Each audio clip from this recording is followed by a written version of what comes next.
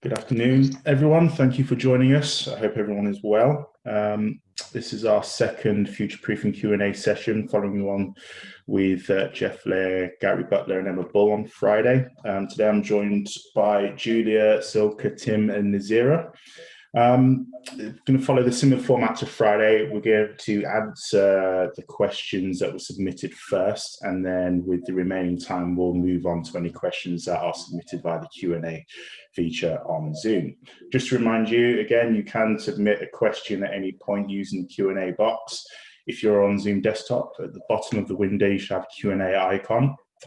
If you're on a mobile device, it's normally at the top right-hand corner of the Zoom interface. You'll be able to submit a question there, and then we'll get to them at the end of the session. If there are any questions that do go unanswered, if we run out of time, then those questions will be answered at a later date, and those answers will be circulated. I will start by the first question for Julia. In fact, I should ask, is there anything that anyone wants to say just before we do get into the questions? No. No. Okay, let's begin.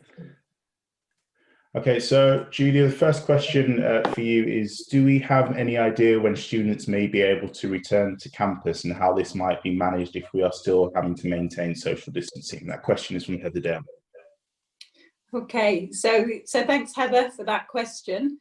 I guess what is critical to say is that we need to ensure that we are putting as our absolute priority the safety of our students and our staff. And so when and how we return to campus will be absolutely determined by government guidance. So at the moment, in terms of the discussions that and the points being made by the Prime Minister in terms of moving away from the current lockdown, we would hope that we will be back on campus in some form in September. And so that's one of the scenarios we're planning for, but we're having to plan for a number of scenarios because that may not be the case. And if we are back in September, as has been indicated in the question, we fully expect that to be with requirements for social distancing. So that's really going to affect how we come back and what comes back. So again, we're working through different scenarios. Will it be that we prioritise certain groups of students who need to be on campus because of the nature of their learning? So for example, students who need access to laboratories, do we prioritise that? Students who need access to art school facilities. So that's the sort of planning that we're undertaking. But the expectation is very much that we will be coming back onto campus and having to offer a blended model to our students, because we won't be able to offer everything that we do on campus and meet the very stringent requirements that are going to be there for social distancing, in order that we do ensure the safety of our students and our staff. We also need to recognise that even when most of us can come back onto campus, there will be some staff and students who will still need to be shielding, and so who won't be able to be back on campus. So we need to think about what the next academic year looks like for them as well. Thanks, Julia. Next question is again for you from Stuart Robinson. Is there an expectation that once the current crisis is over, teaching will return to normal, or will a higher proportion of online student interaction persist from now on? That's a good question, Stuart. I guess what we don't want to do is unlearn everything that we've learned over the last few months that benefits our students. So I guess what I would say our aim should be is that we move forward thinking about what learning, what ways in which we deliver learning and teaching is appropriate for the needs of our students. And we know that we have a very diverse student population. So I would hope that we can take some of our learning from the last few months to move to a much more individualised and student-centred approach, which might actually use some of these models of flexible learning that we're talking about for next semester, for next academic year, in terms of the mixture of what is offered online and what is offered on campus. But absolutely, I think we need to take the learning from this phase and going forward, really building on that in ways that are that really support our students' learning and our students' progression and their success. Thanks, Julia. Next one is also for you. It's from Joe Goodman. How are we ensuring that our existing students return and still feel a sense of belonging to the institution? Another good question, and one that is not easily answered. We know that the current pandemic has had a dreadful impact on many people. It hasn't affected everybody in the same way. Many of our colleagues and many of our students have been directly affected. Some of our students will have been, if not directly affected, in the sense of impact on themselves or their loved ones in terms of the illness, may have been affected, for example, in terms of jobs and their ability to support themselves. We've put in place a whole lot of resources and support, both academic and from our professional staff, to support our students in their learning through this time whilst we've been off campus. But we need to recognise that for some students it will be really difficult for them to continue or to return to their studies next academic year. So I think we're going to have to work harder than ever to ensure that our students are in a place, and it does really come back to this sense of belonging, absolutely, that that sense of belonging has not been so damaged by the move off campus that we had to do very quickly, that they then feel they aren't able to return. So I think there is a lot of work that we need to do in very targeted ways with different groups of students. So for example, thinking about students who have or are about to complete the foundation year of their studies, how do we ensure that we support them through the summer so that they come back ready to jump into to level 4. For part-time students on, for example, postgraduate programs, or students who have been on programs where actually they perhaps had to suspend their studies, perhaps PhD students who haven't been able to access labs, or students who've been pulled into supporting the national emergency. We really need to look at how we work with those groups. So I think the answer is we need to work hard on this. We need to work with our students and our student representatives, and we need to ensure that we are doing everything we can to build that sense of belonging so that students feel secure enough to be able to continue with their learning. But I think this is an area where we've got to do more this year than we've ever done before. Thank you, Julia. Next question on the list is for Tim from Kelly Hinsley. Is the amount of applicants on track for the next academic year? How are we promoting all of the help we are giving to current students to encourage more applications? Thanks for your question, Kelly. The good news is we're about 2% up on our UCAS applications compared to last year, which is really good in light of the current situation. And for our international applications, they're up 140%, which is a significant step change for us. And that's particularly around postgraduate students applying to study with us. In respect of what we've been doing to try and encourage more applications, is very much the promotion of the work the university's been doing through the We Back You campaign. It's a campaign we brought in right at the start of when the crisis started. And that campaign has developed over the coming weeks, and now is very much promoting our halo areas of excellence, be that courses or institutions, but also we're promoting our offer now to a bigger national audience and strengthening the work that we do in the region as well. So we're starting to see the dividends of that wider campaign and having a much bigger presence in market. As some of you will know, the work being done by colleagues in schools through the number of virtual events is significant.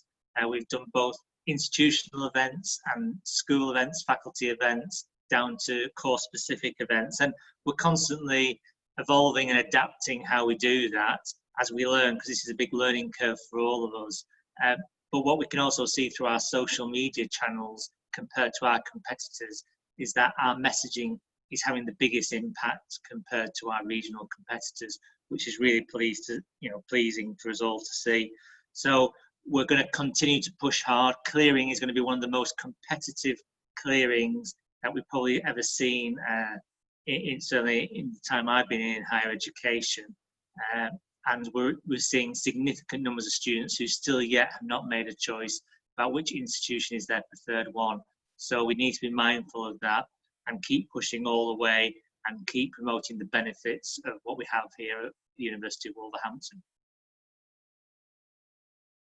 Thanks, Tim. Next question is also for you from Josh Granger. Can you tell us more about the commercial partner that we are engaging to support distant learners, please? Yeah, I can tell you a bit. I can't tell you who it is yet because we're just at the end of the tender process, so we're at standstill point. But I'm really pleased that we found a partner who works with a limited number of other higher education institutions, and I think they're a really good strategic fit for us as a university. And this is a project that started well before COVID-19 struck the university. This was part of our strategic intent to increase our distance learning offer. The partner that we'll be working with will take the responsibility for the marketing of the courses and the pastoral support that we give to the students who want to come on the distance learning courses. But obviously the important part that they will be doing with us is helping about that instructional design, working with our academics to take our curriculum and put it into a pedagogy that works with postgraduate courses that are based on a carousel, recruiting 6 times a year with no prerequisites. I think it's one of the key things to stress about this project is that our academic teams will be delivering these courses and will be working alongside our partners with the development whilst we maintain and own the IP of the courses that are developed over the coming months and years. So in the first phase, we're anticipating there'll be about 3 or 4 courses, and we'll keep increasing that year on year as we move through the development. Thanks, Tim. One more for you from Manjit Sahota. To achieve our numbers, are we going to introduce some additional international bursaries or scholarships? I think we've already started to do that. So last year we introduced the Lord Paul scholarship, particularly targeting the Indian markets. And for next academic year, we've opened that to all regions. But rather than it be an automatic bursary, it's now a merit-based bursaries to promote excellence and students who've been studying and been successful in their studies. The Global Opportunities Office that drives our international recruitment is relatively newly formed, and I'm expecting that over the coming months, as that team gets settled in, that potentially will increase the number of scholarships available, particularly as we look to strengthen our relationships with the sponsoring bodies and to increase the number of articulation arrangements we have with different institutions across the world. Thanks, Tim. The next question is for Julia. It's from Lawrence Eagle. Is it envisaged that modules programs which are cut or reduced due to the current situation will be taken off the books permanently, or is this just supposed to be a temporary situation? I ask because this will determine whether deletion plans will need to be prepared on a large scale. So Lawrence, what we've done is we've asked schools or institutes to identify which changes are temporary and which are permanent.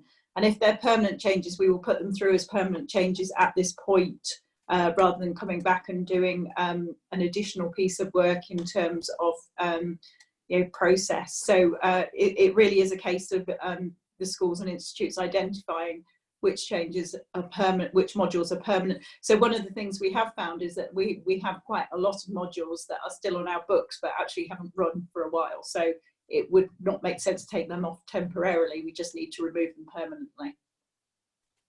Thank you. Next question is from Anne-Marie Beaumont. How will creating much larger module cohorts work with social distancing when existing small class sizes are much easier to run?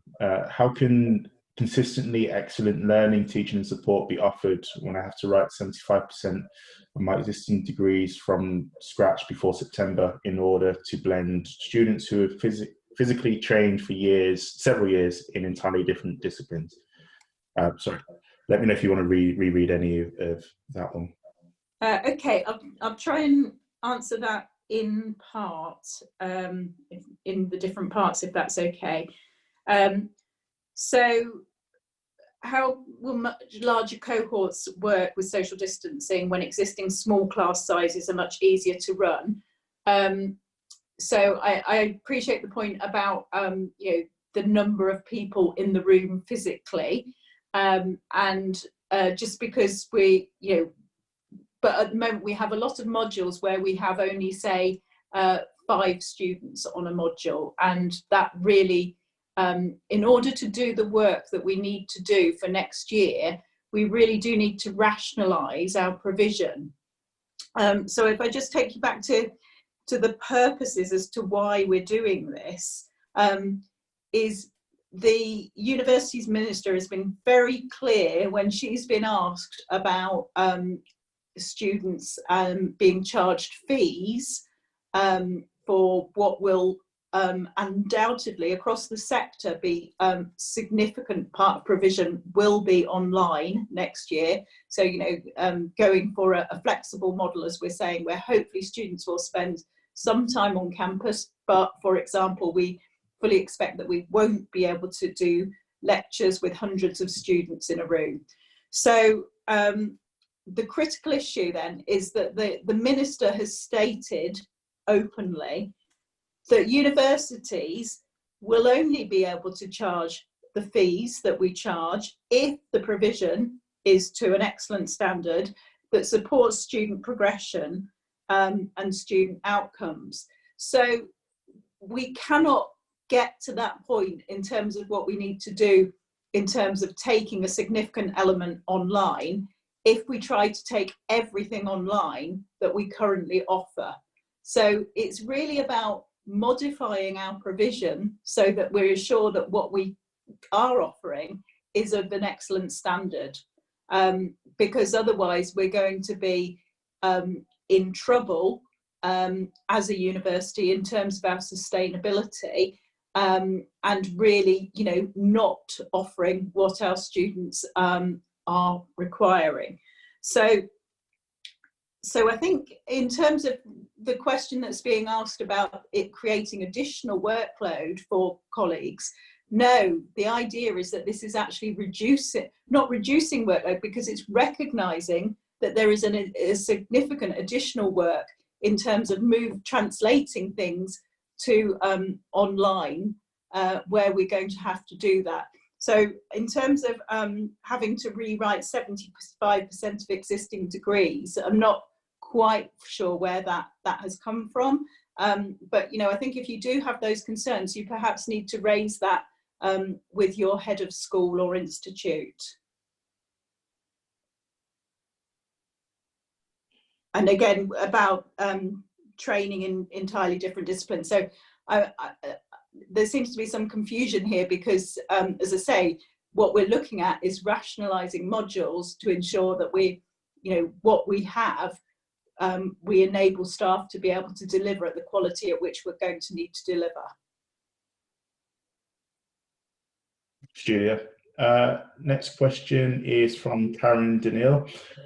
It was said that we will have to be flexible. Who is we, and could you give us an indication of flexible, i.e. tutors? Does that equal flexible agency staff? So just on that, I think when I'm talking about flexible models, we're talking about a model which includes an online element and an on-campus element. So it's flexibility in terms of the media which we're using, rather than in terms of a staffing base. Okay, thank you.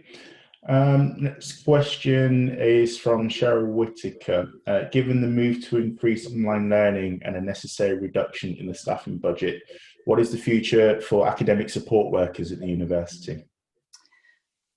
Thanks for that question. So in terms of student support, obviously we've moved currently our student support into an online context.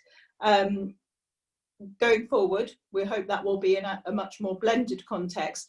But I think it is really important to say that you know, we've seen, I think the work that colleagues in DSAS and other areas have done has meant that we have been able to provide support to an excellent standard to students in an online format. So in terms of what will be the impact in terms of ASWs, I think we need to look at how student support is going to be provided by colleagues, including academic support workers, going forward.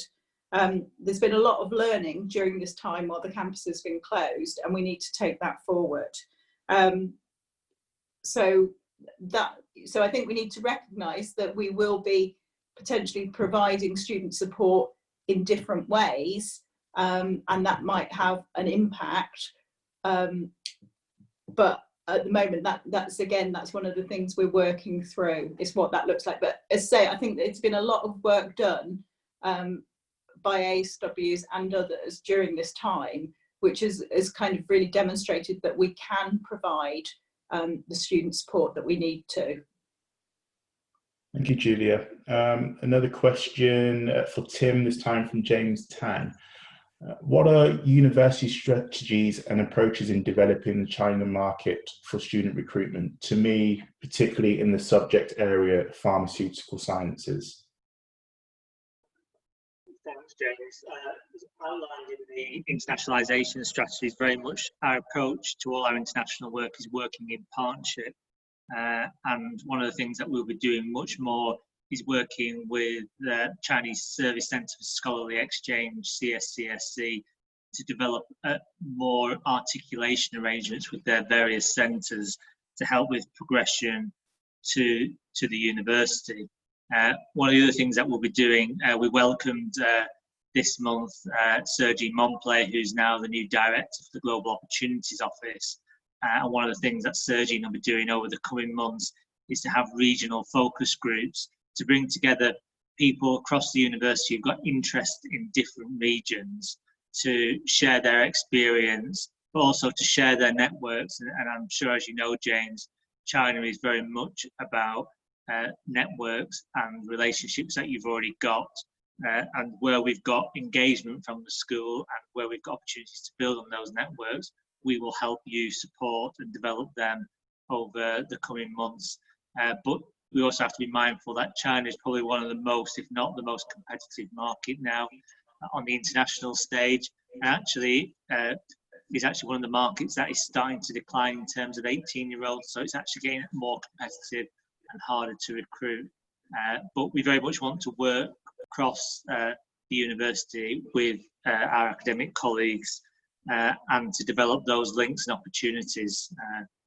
I should also say that we do have an office in China, which is only in its second year of operation. So again, as we get more established and our brand starts to become more visible within the market, we should start to see a broader appeal across all subject areas.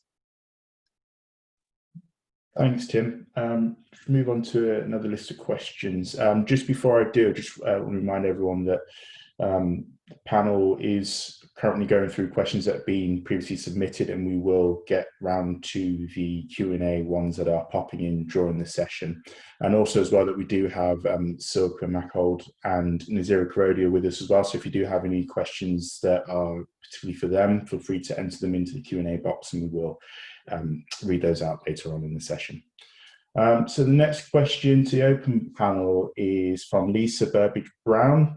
And she asks, now that the government furlough scheme has been extended until the end of October at least, will this protect the jobs of our catering staff and others on furlough, as this affects other members of my household who are currently employed by the university? Well, I'll take that one. As you say, Lisa, thanks for the question. We do have a number of staff who are on the furlough scheme, and we continue to top up those staff salaries that are on the scheme so that they're not out of pocket during this time. All I can really say at this point is that we continue to monitor the government guidance, and we'll continue to do that as things develop and the situation becomes clearer. So it's very much a watching brief, but one of the key messages I know Jeff and the VCAG have been keen about is to make sure that we put staff welfare at the front of everything we do. So we'll be very much following guidance from the government, in line with our principles as an institution.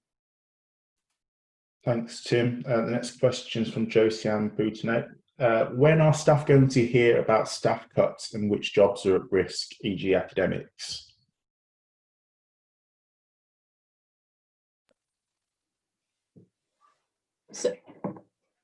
So do you want me to pick this one up? Sure. Yeah, okay.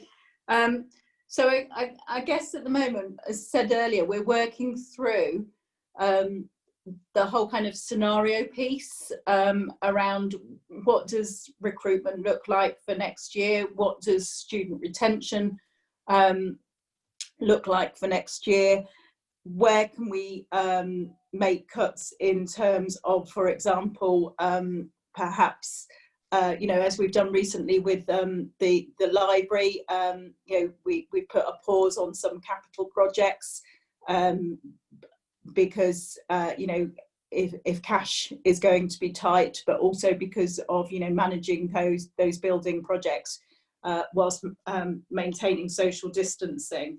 So this is at the moment we're working through everything, and as soon as we can get to a point where we kind of have anything with which we need to kind of bring to staff, we will obviously consult with staff and with unions as appropriate. But at the moment, I think the important thing is that we're working through everything as carefully as we can, trying to make the most accurate plans we can for next year, in order that we need to recognise that the shape of the university is going to be different, and understanding therefore what the staffing need is around that. Thank you, Julia. Next question is from Ray Flynn. Are we looking at a shared services model or approach across any parts of the business? I can take that one. Okay, thank you. I was just going to say I'm happy to take that one. I'll hand over to you, Nazira. Okay. So just to respond to that, currently there are no plans. However, it does make sense that we will explore these options as we move forward. There are a number of efficiencies and savings that can be obtained, plus more effective practices that can be obtained by sharing services and things. So this is an option that we will need to look at again as it develops. Thanks, Nazira. The next question is from Michelle Evans. Will there be a new Mars opportunity in the near future? Hi, Michelle. No definite plans as yet, but obviously we'll keep that under review as we're doing our scenario and planning piece. I mean, if we do that, we would need approval from the Board of Governors. But yeah, we'll keep that one under review. Thank you. Next question from Alison Guy. What timescale are the staffing reviews working to? I can pick that one up. I think any staffing reviews obviously will be done using our standard approach to any organisational change. So you'll be in full knowledge of any of those that are happening. So we'll be following our standard processes. So there's no time scale because we'll be following due process, and those staff affected will be informed for consultation if and when those do happen. Thanks, Tim. Next question is from Amy Allen. Do you envisage any staff from the outreach team being able to access university buildings in June or July if done with prior approval and adhering to social distancing guidelines? I'm happy to pick this one up. So yeah, there are questions being raised about access to buildings. So I think not just from outreach, but also, for example, we have some PSRBs where we've had to defer examinations because they can only take place as invigilated examinations. So, is there any potential for those to happen in July? At the moment, we don't know. Again, we will have to follow government guidance about as we come out of lockdown. But I think the critical thing is that, whatever we do will have to be done in a very kind of planned basis. So we can't just, open a building on, day one. So I think the work that our colleagues in estates and facilities did in terms of the closure means that we are in a real a position where we hopefully can move back into buildings promptly. But, in terms of reopening those buildings, there's various processes that have to go through. So I guess it's a two-staged answer is, one is, will we be allowed in terms of government guidance to have any activity on campus in July? And two, will we by that time have been able to go through the processes that we need to do in order to reopen buildings safely? Thanks, Julia. Next question, I don't have a name for this one, but says the first Q&A didn't really clarify the provision of PPE for staff, especially those who deal with students on a constant basis. I guess this question is more for things like staff that are handling face-to-face business with students and members of the public and things like that. Is there going to be any provision for that in the future? So again, I would say this is part of planning to come back onto campus safely, is that we need to understand what are the PPE requirements and how do we meet those. So, this is part of the planning to come back onto campus. Great, thank you, Julia. So now I'm going to move on to the questions that have come in during this session. And again, just remind everyone that the Q&A window can be accessed from the bottom of the Zoom interface if you're on desktop, or at the top right if you're on a mobile device. We will do our best to get them all answered during the session. So the first question is from Lucy Poole. It says, at Elbow, non-medical helper support is used by some disabled students. Is there a dialogue about how this could be delivered? Yeah, so again, I would, it might be worth talking to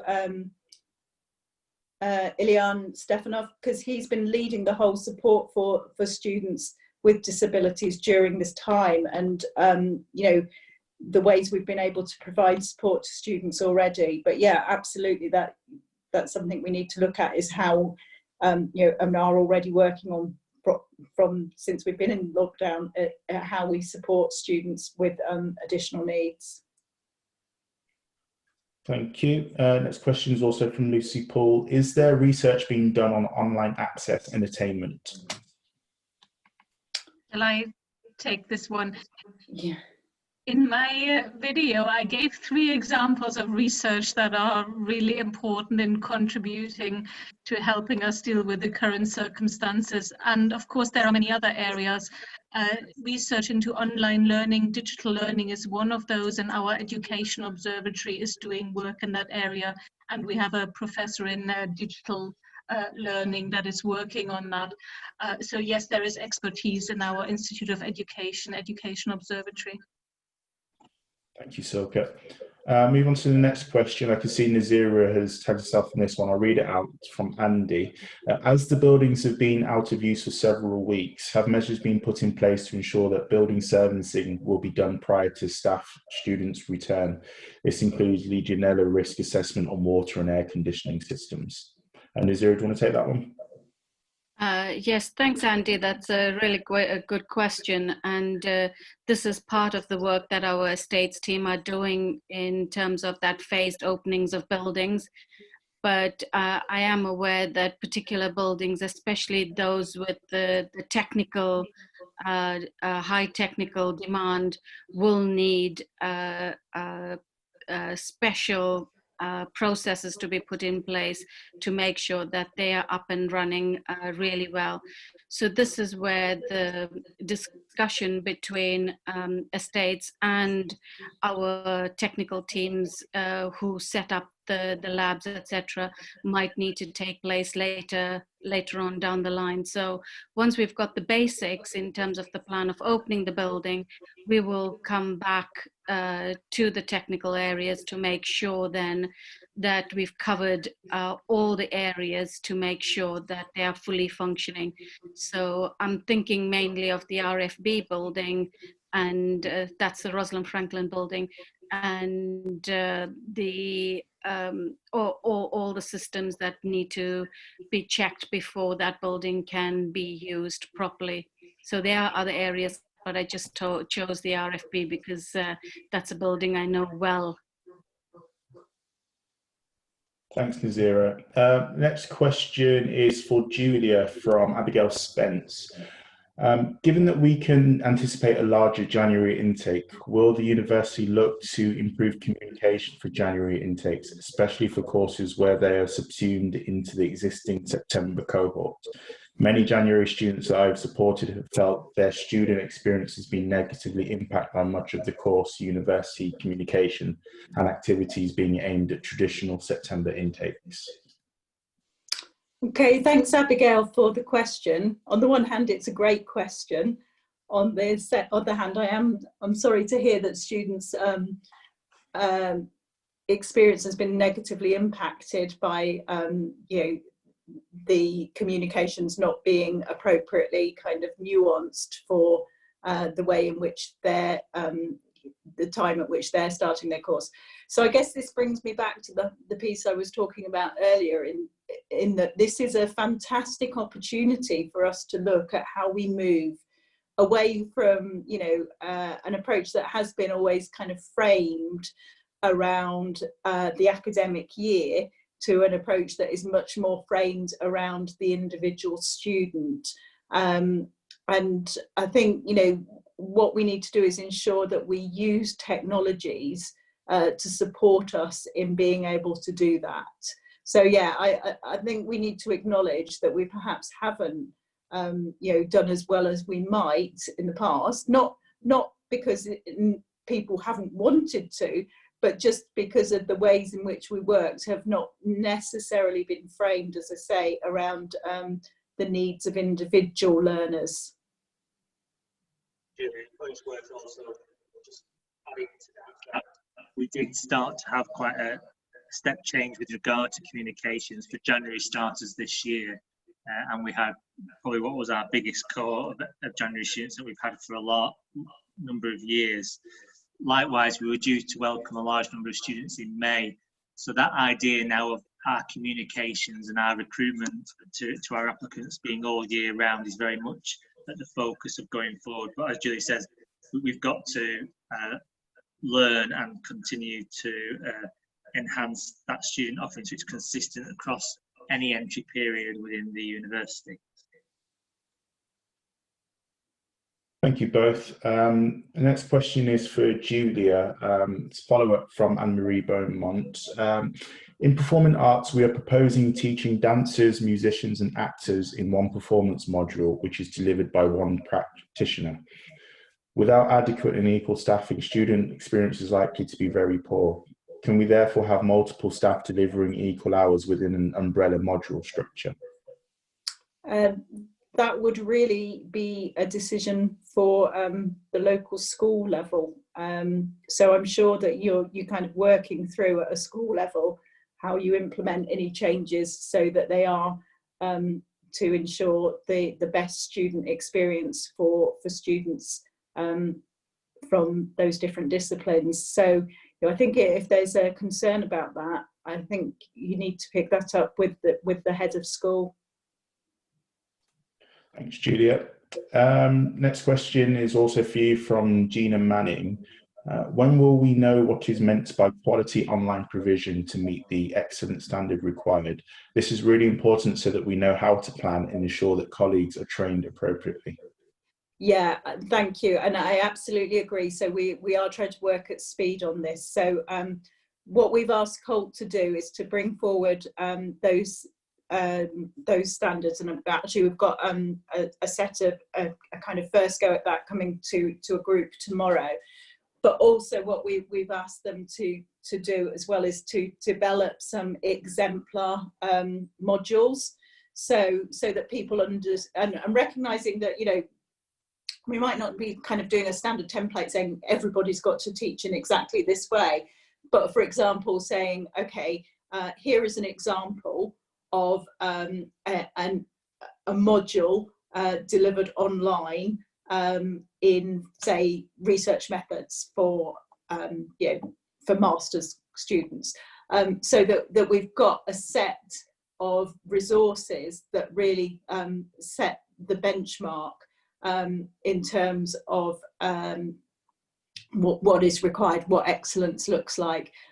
So recognizing that there's going to be disciplinary context then to that, but I think that having that understanding of what excellence looks like is going to be really, really important, because we all know we need to have consistency so that our students are seeing things of the same quality, even though they may be different within each of their modules, and ensuring that then once once we're saying this is what excellence looks like, that we're supporting colleagues in being able to deliver their learning in that online context. So so I think that there's two elements to it. There's the setting the standards, and then there is also equally the piece in terms of how we ensure that colleagues have the confidence to meet those standards. Thanks, Julia. Another question which isn't addressed to anyone specifically. There are a number of students who have stopped engaging. What will be done to help them re-engage? Do you want me to pick this one up?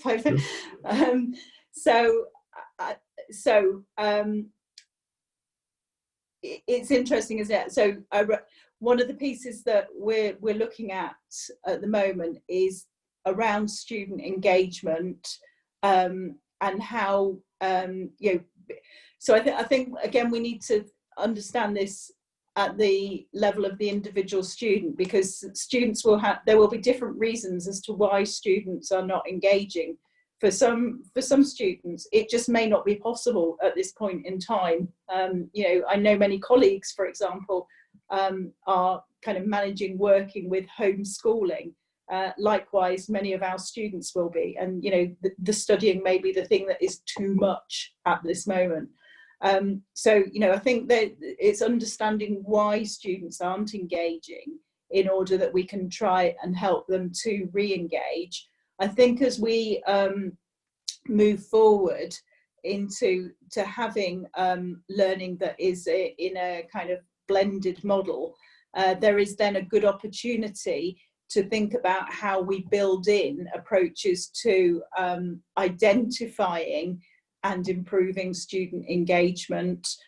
So I think, you know, we've perhaps been a little bit overly focused on student attendance, monitoring of student attendance, whereas actually what we need to be really focusing on generally, and I recognise there are good reasons why we need to monitor student attendance in terms of UKVI and requirements around PSRBs, but I think it's about understanding student engagement for learning. So I think, you know, it's about designing that in, but also really understanding reasons as to why students currently, if in the shift to online that we have, if there are groups of students who are not engaging, trying to understand that and put in mitigations and actions.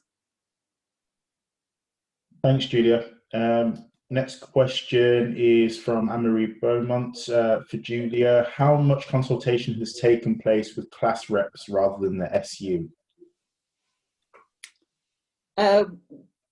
When you say class reps, school reps, so I've been having regular meetings with school reps as well as the SU sabbatical officers, and they've been really, really helpful actually, because they enable me to kind of get a better understanding of how students are experiencing this time in different schools and institutes. Thanks, Julia.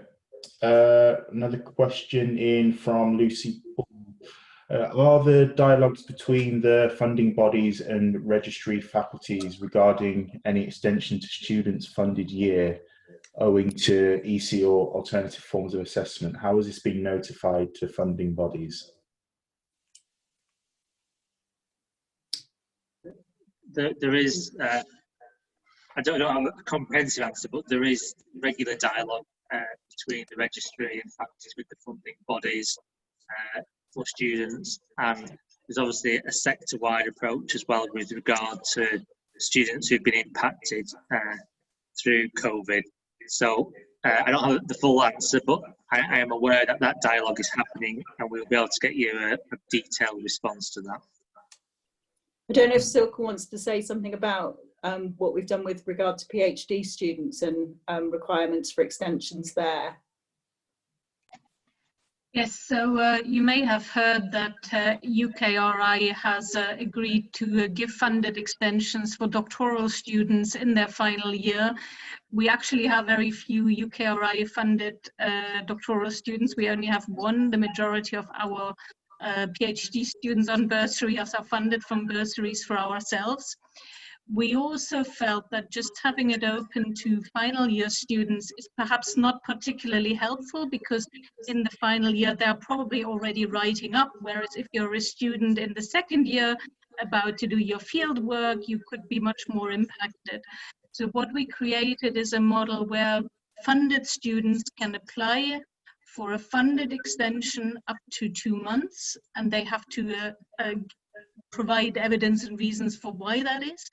And in addition, students can get an extension to their maximum registration period. That is for all students, an extension to the maximum registration period of up to 6 months, for which time we will not charge fees if the reason is COVID related. Thanks, Silke. And I've actually got another question for you from Dr. Julia Zakharova.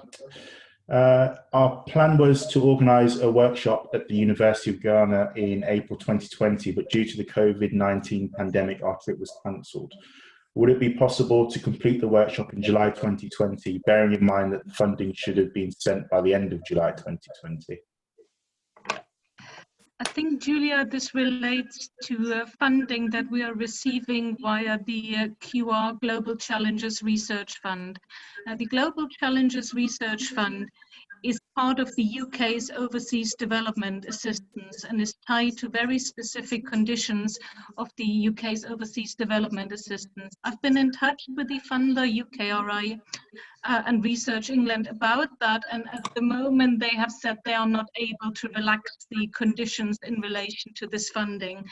We are providing them with case studies and examples of where the planned work could not go ahead as planned, largely because of the travel restrictions that we are facing.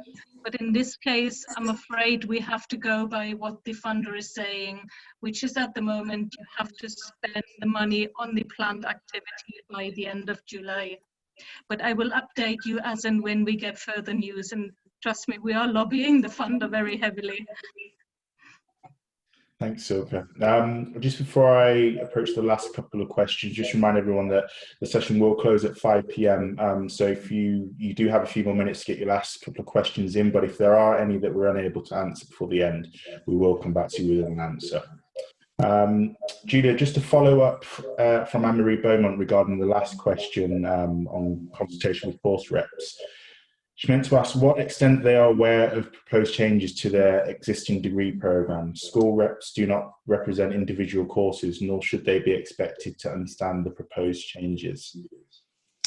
Okay, so I think one of the key things is obviously we're going through making these changes, and then there will be the communications with students about the changes to modules that are happening. I think, again, I would come back to the point about why we're doing this. We're doing this because we need, in everything that we're doing, to demonstrate that we're acting in the best interests of the students, given the very kind of the very different way in which we're going to have to be delivering learning and teaching next year. This is absolutely being done with the interests of the students. That's not to say that there may not be individual students who are, not happy about some of the choices that we've had to make, but it really is about optimizing what we can do next year for the benefit, for the best of all of our students. Thanks, Julia. Final question is from Karen Daniil. How compassionately is evidence being handled for students applying for mitigating circumstances? Students report feeling overwhelmed by now, but are unsure how to evidence this. Okay, I'm a bit worried to hear that, because I thought we had been very clear that we are going, we are doing this all on a trust basis at the moment. So we recognise that it's going to be really difficult for students to provide evidence in the current circumstances. So we have actually said we're not requiring evidence, that students just need, either student, we did have initially a kind of standard extension of 2 weeks. We have said if students need to take a further extension or to defer an assessment, they just need to tell us. They do not need to provide evidence as to why they're doing that. But perhaps that's something we need to pick up in terms of clarifying that message with students and colleagues.